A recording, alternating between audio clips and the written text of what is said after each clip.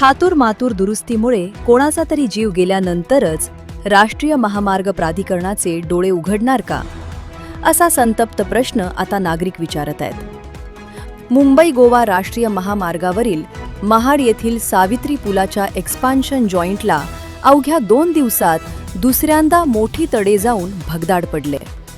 त्यामुळे या पुलावर पुन्हा एकदा भीषण अपघाताचा धोका निर्माण झालाय. 2 ऑगस्ट 2016 रोजी घडलेल्या भीषण अपघातानंतर या ठिकाणी नवीन पूल उभारण्यात आला.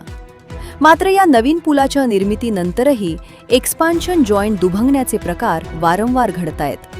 यापूर्वी शिवसेना उद्धव बाळासाहेब ठाकरे पक्षाचे शिरगावचे सरपंच सोमनाथ ओझरडे यांनी इशारा दिल्यानंतर प्रशासनाने तात्पुरती दुरुस्ती केली होती.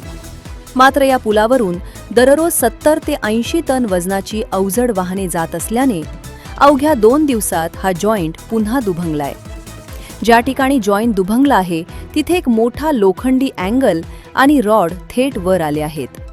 विशेषतः रात्रीच्या वेळी दुचाकीचे टायर या रॉडमध्ये अडकून गंभीर अपघात होण्याची मोठी शक्यता निर्माण झाली आहे. राष्ट्रीय महामार्ग विभागाचे शाखा अभियंता अमोल महाडकर यांनी संबंधित कंपनीला दुरुस्तीचे आदेश दिल्याचे सांगितले असले तरी प्रशासनाकडून केवळ मलमपट्टीच केली जात असल्याचे समोर आले आहे. 2016च्या दुर्घटनेत 42 प्रवाशांना आपला जीव गमवावा लागला होता. तब्बल 18 वर्ष रखडलेल्या या महामार्गावर पुन्हा तशाच दुर्घटनेची पुनरावृत्ती होण्याची वाट राष्ट्रीय महामार्ग विभाग पाहत आहे का? कायमस्वरूपी उपाययोजना कधी होणार, असा थेट सवाल आता प्रवासी आणि स्थानिक नागरिक करत आहेत. जनोदयकरिता मिलिंद माने, महाड.